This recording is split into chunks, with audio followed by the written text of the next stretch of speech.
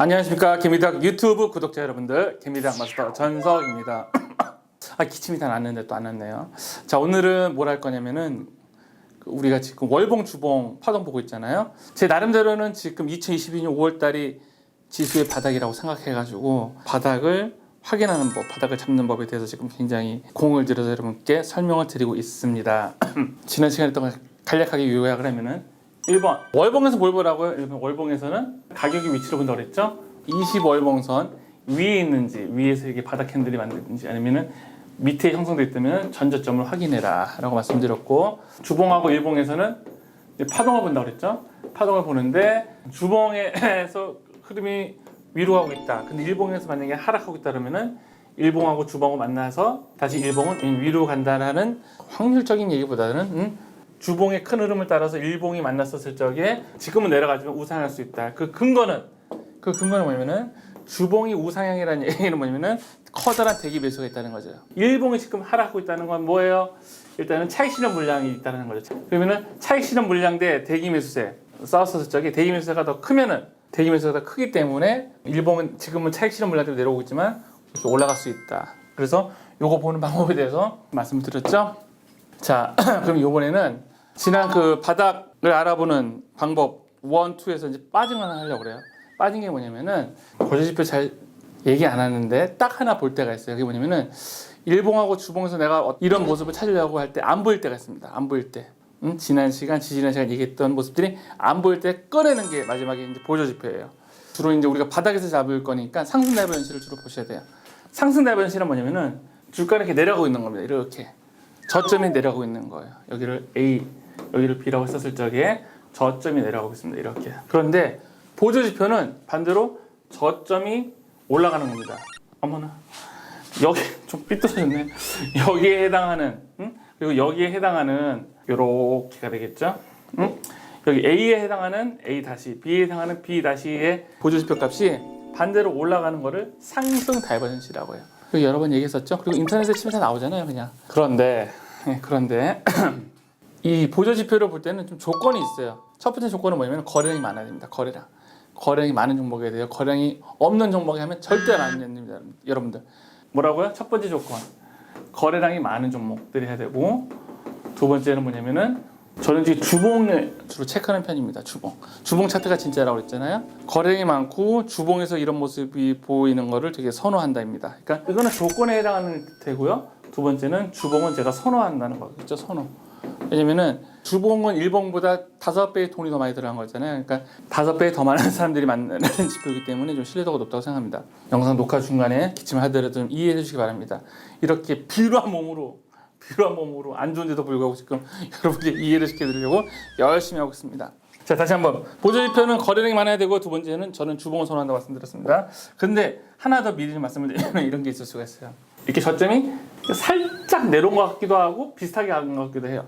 여기가 A, B라고 했었을 적에 이 A보다 그렇게 뭐 낮은 것 같지도 않고 살짝 올라가는 느낌적인 느낌이 있습니다. 그런데 그에 상응하는 보조지표 값이 이렇게 됐다면 A 다시 B 다시를 봤었을 적에 연결되는 그런 보조지표 값이 여기보다는 현격하게 이렇게 올라간 것도 상승 다이버전시라고 봐요. 그냥 우리 채널에서는 미대 다이버전시라고 할까요? 왜냐면 미대는 개미대학이잖아요. 개미대학의 준말이잖아요. 개대라고 하면 좀 이상하잖아요. 개대라면은 대학교 다닐 때 미대 오빠가 꿈이었는데. 자, 그러면 이거 하나하나 좀 보여드리도록 할게요. 자, 이렇게 보시는 차트는 인텔리안 테크입니다. 보시면 어떠세요? 상승 다이버전시 자리가 보이십니까? 어디가 보이세요, 여러분들? 가격이 이렇게 내려가고 있죠. 그거에 상응하는 지표값이 이렇게 올라가고 있죠, 그죠? 현격하게 보이시죠, 그죠? 가격은 내려가고 있는데 지표값은 오르는 거를 우리가 이제 상승 다이버전시라고 했죠.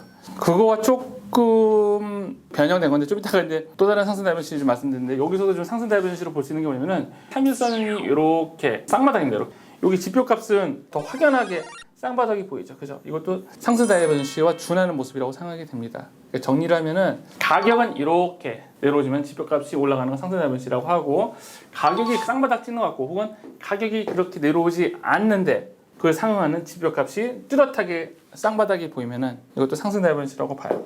다른 경우를 또 하나 보여드리면은 자, 여기 대덕전자 여기도 보시면은 상승 다이버전시가 보이시죠? 삶일선 변곡점에 해당하는 이렇게 내려오고 있는데 거기 해당하는 RSI 값은 어때요? 지금 거의 수평이죠, 그죠? 포인트는 뭐냐면은 가격이 이렇게 눈에 띄게 내려가는데 보조 지표인 RSI는 수평이거나 오히려 이렇게 올라가는 모습이 상승 다이버전시라는 겁니다. 또 다른 경우 하나 좀 보도록 할까요?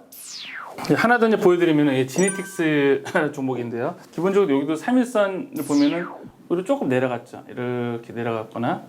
그런데 이제 그 대척점의 보조지표는 확실히 이렇게 올라간 게 보이죠. 이렇게 저점을 높이는 게 보이죠. 그죠? 이런 게 전형이 상승 다이버전시입니다. 그럼 상승 다이버전시는 무조건 주가 폭등하냐? 아닙니다, 여러분들. 아니고 어떤 종목을 내가 물타기 하려고 나오고 신규로 매수 진입을 할 때 제가 전에 일봉에서 보는 법, 그 다음에 또 주봉에서 보는 법 가르쳐 드렸잖아요. 그리고 눌림목도 가르쳐 드리고 여러 가지 보이는 자리에 하나를 제가 설명해 드리는 거예요. 김희덕에서 알려드리는 거는 이 자리에서 보이는 무슨 폭등해요, 뭐 날라가요. 그게 절대로 아니에요. 철저하게 보이느냐 안 보이는 관점에서 이런 자리도 꼭 놓치지 마시라고 보이시면은 대응 메뉴를 삼고 들어가라는 거죠. 그러니까 예를 들어서 여기서도 만약에 상승 다이버전시가 나왔다 그러면은 여기 못한다면 어디가 좋을까요, 여러분들? 대응 메뉴 잠깐 설명드리면은 21선 우상향 세력 확인했죠? 그러면 여기 안착하는 뭐 이런 데가 매수 자리가 되겠죠. 이런 데가 손절 라인은 어디예요? 손절 라인은 여기가 손절 라인이 되겠죠. 여기가 그죠? 그러면 손절 라인 회사 안 했으면은 좀 끌고 가는 거고 갈 수밖에 없습니다. 이 자리 들어가면 무조건 먹습니다. 뭐 손절이나 있을 수 없습니다. 그런 아무튼 여기까지 하고 싶은 말은 많은데 오케이. 자 그럼 주봉으로 넘어가도록 할게요. 자, 이 자화전자입니다. 자화전자인지 보시면 어떠세요? 보조지표를 써야 하는 조건 중에 하나는 거래량이 많은 거였고요. 제가 선호하는 거는 주봉이라고 했죠. 이게 주봉에서 보시면은 확실히 3일 변곡점 저점을 내려가고 있죠. 저는 이렇게 3일 변곡점을 주로 씁니다. 3일 변곡점. 이거를 아래 꼬리보다는 그냥 확실하게 보기 위해서 3일 변곡점을 써요. 자, 3일 변곡점 보시면은 거기에 해당하는 RSI 저점을 보시면 어때요? 확실히 여기 가격은 내려가는데 올라가는 모습을 보이고 있죠. 그죠? 네, 이거를 선호한다는 거예요. 그러면은 주봉상에서는 그 대응 메뉴를 되게 쉽게 보여요. 왜냐면은 상승 다이버전시를 완성되어 갔었을 적에 주봉에서 뭐 3주선을 안착하는 여기가 이제 매수 타이밍이거든요. 그럼 손절 라인은 어디? 여기가 되는 거예요. 여기가. 자, 이 보시는 차트는 이제 파트론입니다. 파트론 이렇게 보시면은 요 구간 좀 확대해서 보여드릴게요. 급격하게 이렇게 가격이 내려갔죠. 그에 비해서 이 RSI 지표로 봤을 때 대척점은 어떻습니까? 급격하게 내려간 게 아니라 완만하게 내려갔죠. 예, 이런 것도 상승 다이버전시에 이렇게 준하다고 보시면 되는 거예요. 그러니까 포인트는 뭐냐면은 이렇게 가격이 내려간 거잖아요. 가격이 내려가고 보조지표가 올라가는 게 보통 상승 다이버전시인데 가격이 급격하게 내려가는데 보조지표가 완만하게 이렇게 수평으로 가는 것도 우리가 상승 다이버전시로 보는 거예요. 아시겠죠, 여러분들? 아까 그 미래 상승 다이버전시랑 이제 통하는 그런 자리입니다. 다른 거 하나 좀 더 볼까요, 한번? 자, PSK 이 자리도 보시면은요, 가격이 요래 내려가는데 보조지표 값은 어때요? 지금 이렇게 수평하고 있죠, 이렇게. 가격의 하락폭 기울기에 비해서 보조지표 값은 그냥 하반 경직성 확보하고 있잖아요. 네, 이런 것도 이제 상승 다이버전시라고 보는 겁니다. 그러면 이것도 뭐 매수 타이밍이 어딜까요? 상승 다이버전시라고 나오고 나서 이제 좀 개인적으로 선호하는 자리가 어디냐면은 안착이 안착. 3주선에 이렇게 안착. 이런 자리. 가격은 내려가는데 지표값을 하방 경직성 확보하고 있고 그 다음에 3주선에 안착했다라는 거. 이런 자리가 제가 선호하는 자리예요. 상승 다이버전시 나온다고 다 이렇게 막 한도 끝도 없이 올라가는 거 아니에요. 대전제는 기업이 가장 중요해요. 기업이 과거에 이 회사가 어떤 일을 했었고 그 다음에 미래에 어떤 일을 할 것인지, 즉 성장할 수 있는 일을 하는지가 되게 중요합니다. 그래서 주봉상에서 이런 상승 다이버전시가 발견되었을 적에 거듭 말씀드리면 제일 중요한 건 뭐냐면 홈페이지 들어가서 뭐 하는 회사인지 좀 알아보시는 겁니다. 뭐 하는 회사인지 좀 알아보시고 그 회사에 속해 있는 업종에 대한 뭐 시장 전망치, 예상 성장률 그런 거 좀 보시고, 제가 이제 차트를 이제 설명드리잖아요. 근데 차트 같은 경우에는 짧고 굵게 한 3개월에서 6개월이면 공부하면 돼요. 그 다음에 이걸 딱 습득한 다음에는 뭐 하냐면은 당대 어떤 기업들이 주류를 이루고, 즉 메인스트림을 이루고 성장하는 걸로 부각이 됐나, 그걸 하셔야 됩니다. 그럼 여러분도 그렇게 생각하시겠죠. 그러면은 유튜브를 지금 제가 2년째 하고 있잖아요. 근데 2년 전이랑 지금은 너무 차갑더라고요. 2년째 하고 있는데 그러면은 왜 차트 공부는 3개월에서 6개월만 하면 된다고 하는데 왜 2년 동안 하냐, 그렇게 생각하시고 있는데, 유튜브를 처음서부터 본 사람이 아니라 중간중간에 들어오시는 분들도 있거든요. 중간중간에 들어오신 분들이 있어가지고 그분들한테 이제 설명한다는 생각으로 지금 유튜브를 제작하고 있어요. 하지만 공부하시는 분들은 어느 정도 이렇게 차트 공부가 끝나시면은 업종, 업황에 대해서 앞으로 우리나라를 성장으로 이끄는 업종이 무엇인가, 업황이 무엇인가로 좀 보시기 바랍니다. 아셨죠?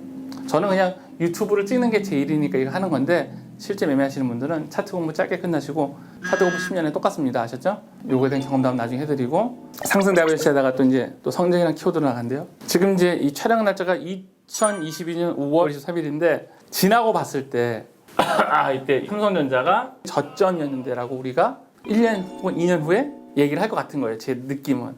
이때 주식을 샀어야 되는 건데, 이때 주식을 샀어야 되는 건데, 그런 것처럼 그런 후회를 할 것 같아갖고 바닥을 확인하는 방법에 대해서 제가 설명하고 있는 겁니다. 도움이 되셨나요? 저 이런 깊고 넓은 뜻을 도움이 됐으면 구독, 좋아요, 알림 설정 여기까지 끝!